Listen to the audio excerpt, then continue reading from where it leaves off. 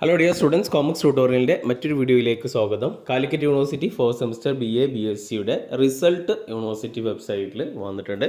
അപ്പോൾ ഇന്നലെ B.Com BBA regular സ്റ്റുഡൻസിൻ്റെ റിസൾട്ടാണ് വന്നത്. അതേപോലെ അപ്പോൾ ഇന്ന് BA B.Sc BSW BTFB BVC തുടങ്ങിയിട്ടുള്ള BA B.Sc BCA കോഴ്സുകളുടെ 4th സെമസ്റ്ററിൻ്റെ റിസൾട്ട് റെഗുലർ സ്റ്റുഡൻസിൻ്റെയാണ് വന്നിട്ടുള്ളത്.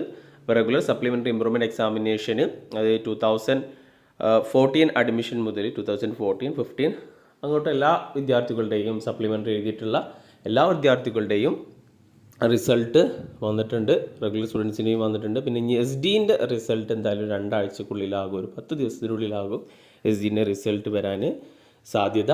അപ്പോൾ റിസൾട്ട് വന്നിട്ട് പ്രതീക്ഷത്ര മാർക്ക് കിട്ടിയിട്ടില്ല എങ്കിൽ അവർ റിവാലുവേഷന് കൊടുക്കുക. റിവാലുവേഷന് കൊടുക്കേണ്ട ഡേറ്റ് 2 ദിവസത്തിനുള്ളിൽ തന്നെ യൂണിവേഴ്സിറ്റി വെബ്സൈറ്റിൽ വരും. വന്നു കഴിഞ്ഞാൽ ഈ ചാനൽ അപ്ഡേറ്റ് ചെയ്യുന്നതാണ്.